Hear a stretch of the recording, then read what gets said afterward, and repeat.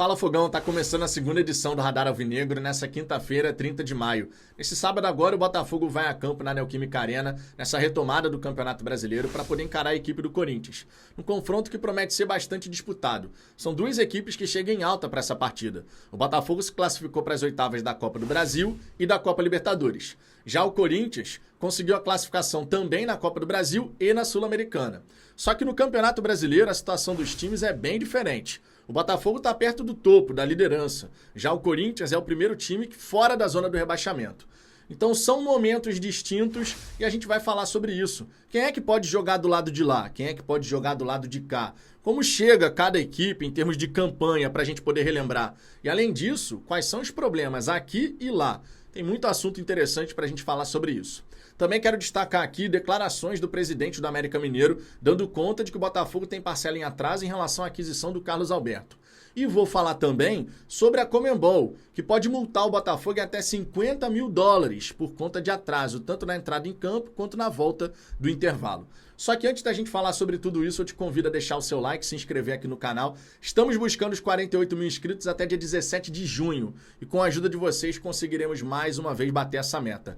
Sempre destacando que às 22h05 teremos outra live aqui no canal, programação completaça nessa quinta. Então inscreva-se, deixe o seu like, isso fortalece demais. A sua audiência é sempre muito importante.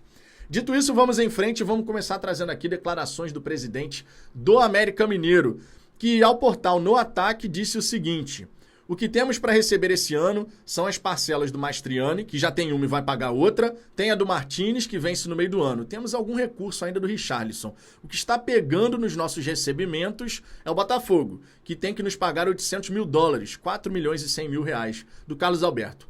Pagou $200 mil e está devendo. A regra do jogo é: não paga, denuncia a CNRD, que é a Câmara Nacional de Resolução de Disputas, e vamos seguir em frente para que cumpra o seu pagamento. Talvez, dos recebimentos que tenhamos, o único que está pendente é o Carlos Alberto, que sei que está em atraso. O resto está dentro do plano. Ainda não entrou, com esse recurso na CNRD. É um processo normal, venceu, comunica o Botafogo, tenta receber, somos parceiros. Se não pagar, aciona. É assim mesmo, tem uma parcela em atraso de 3 em 3 meses, mas como você perguntou separadamente, o América é muito transparente e eu gosto de falar as verdades. Sobre essa situação de mais uma notícia do Botafogo não tendo pago algo, alguma equipe, da qual a gente contratou um atleta, eu não vou dizer aqui para vocês que é legal você ter essa notícia. Toda hora você tem uma notícia dessa.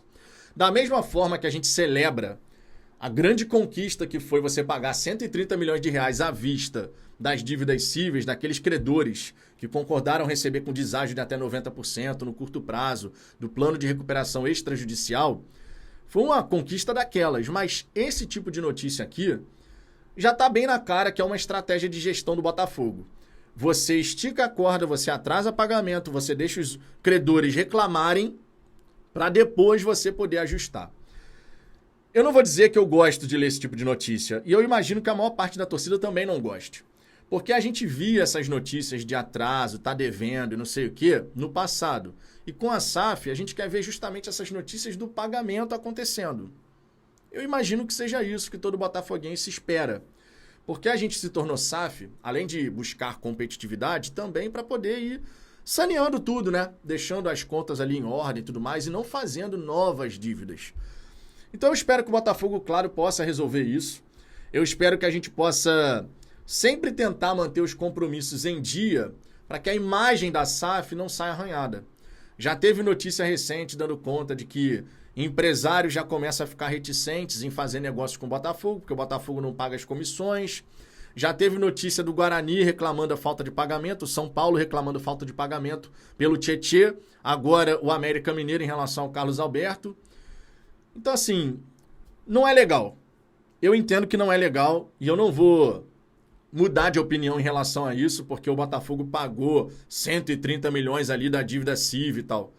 É uma conquista, é muito importante, mas o outro lado também é. Dever 18 meses de FGTS para o Lucas Fernandes, 13 meses para o Luiz Castro, não pagar o último salário desses profissionais no momento que eles estão deixando o Botafogo. Essas práticas eu não quero ver no Botafogo. Eu sou muito sincero em relação a isso. Eu não quero ver essas práticas no Botafogo. Porque não é legal. Não é bacana. Para a imagem da SAF não é bom. E a gente pode ter depois casos de equipes que de repente não vão querer negociar com o Botafogo porque vai ser uma garantia de não receber na data acordada. Vamos ver como é que essa história vai se desenrolar, por assim dizer. Agora, Fogão, falando sobre a Conmebol, esse procedimento disciplinar que foi aberto pela Conmebol em relação ao Botafogo e ao Arthur Jorge, pode render essa multa de até $50 mil, 260 mil reais. E isso por conta de atraso para entrar em campo e na volta do intervalo. Beleza, tá ali no manual de clubes que você tem que respeitar o horário, beleza, tudo certo.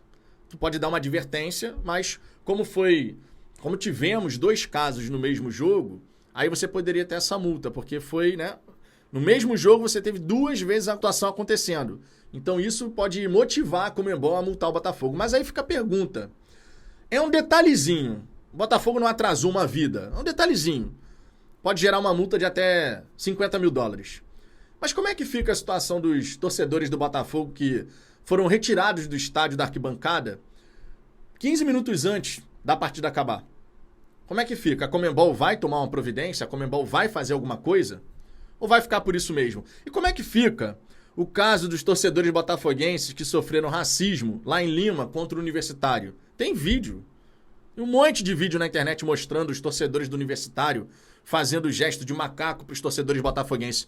Como é que fica? A Conmebol vai ser mesmo essa confederação eternamente que pune o detalhe do detalhe, mas nas grandes questões olha para o lado, tapa os ouvidos, simplesmente finge que não existe? Fica feio, né? A Conmebol vem tentando fazer um trabalho de fortalecimento da Libertadores, aumenta a premiação, tudo isso é muito legal. Mas essas questões que são realmente importantes, a Conmebol finge que não existe. Finge que não existe. E uma confederação que prefere adotar essa postura de punir o detalhe do detalhe e faz vista grossa para o que é realmente importante, não dá, né? Simplesmente não dá. Agora, Fogão, falando sobre Corinthians e Botafogo, Neoquímica Arena, é um estádio que costuma ser uma pedra no sapato do Botafogo, a verdade é essa. O Botafogo não costuma se dar bem por lá, a gente tem tido grande dificuldade de chegar ao resultado, mas a gente não pode desconsiderar que é um novo momento, uma nova tentativa. O Botafogo de Arthur Jorge fora de casa vem competindo. Nos últimos 5 confrontos como visitante, 2 empates, 3 vitórias. E o Corinthians não tem aquele time tão qualificado assim. É um time bem abaixo das suas tradições, a verdade é essa. O Antônio Oliveira, inclusive, ele pode mandar a campo o seguinte time. Carlos Miguel, Mateuzinho, aquele ex-Flamengo que foi até cogitado no Botafogo, Félix Torres, Kaká e Hugo, Ranielli, Breno Bidon e Rodrigo Garro, Igor Coronado, Yuri Alberto e Wesley. O trio de ataque do Corinthians tem qualidade. O Igor Coronado está tentando voltar, né, a jogar com frequência e tal. O Yuri Alberto é aquele jogador que é um fio desencapado, você não sabe se ele vai fazer um golaço ou se ele vai ser um bagre. Realmente tu não sabe o que esperar do Yuri Alberto. Tem jogo que ele perde um caminhão de gol, tem jogo que ele tem uma chance e vai lá e faz o gol.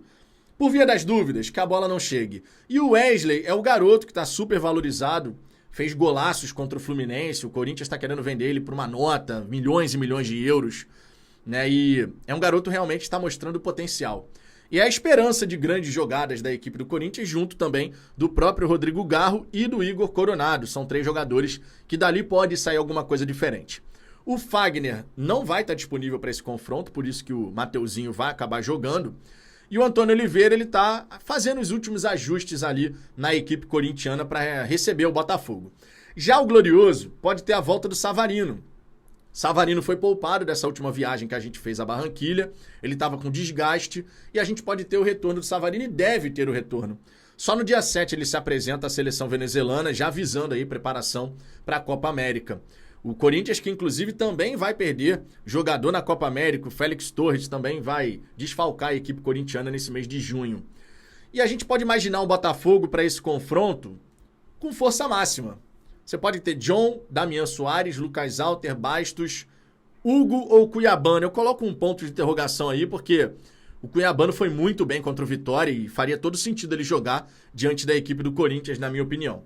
No meio de campo, você pode ter Danilo Barbosa e Marlon, esse retorno. Na direita, o Luiz Henrique, na esquerda o Romero, lá na frente, Júnior Santos e Savarino, Tiquinho continuando no banco de reservas, eu acredito que pode ser uma alternativa.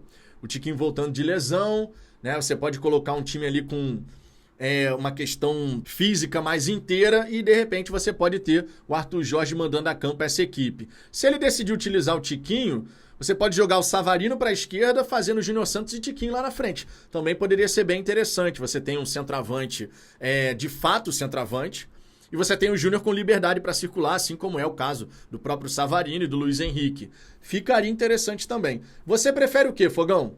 Danilo e Marlon acredito que vão jogar. Você prefere, então, Luiz Henrique e Savarino pelas beiradas, com Júnior Santos e Tiquinho lá na frente? Ou você prefere Luiz Henrique e Romero com Savarino e Júnior Santos? Ou ainda, você pode ter Luiz Henrique, Júnior Santos, Savarino e Tiquinho? É também uma possibilidade.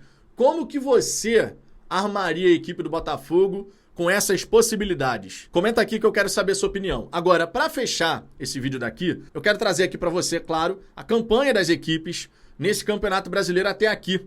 O Corinthians, até o presente momento, enfrentou os seguintes adversários: Atlético Mineiro, Juventude, Bragantino, Fluminense, Fortaleza e Flamengo. Essas foram as equipes que o Corinthians enfrentou até então.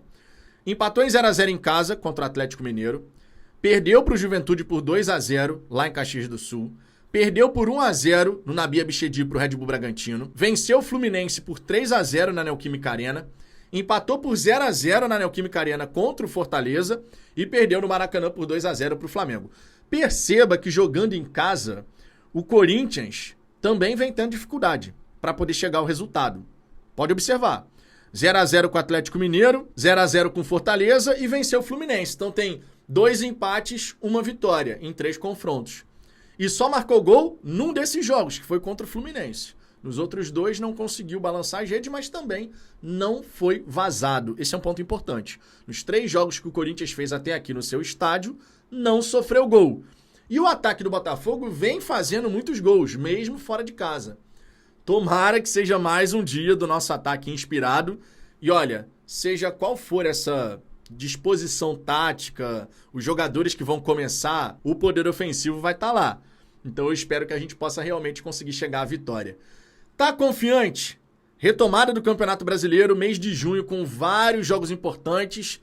Teremos esse confronto contra o Corinthians, depois pausa para a data FIFA, onde você vai dar folga para os jogadores e depois Arthur Jorge vai ter um tempo ali precioso para poder preparar o time e implementar ainda melhor as suas ideias, os seus conceitos. Deixe seu comentário aqui embaixo, Fogão. O que você pensa sobre tudo isso? E lembre-se, 10h05 da noite esteja aqui novamente, porque tem mais conteúdo para vocês, mais uma resenha aqui no Fala Fogão. Beleza?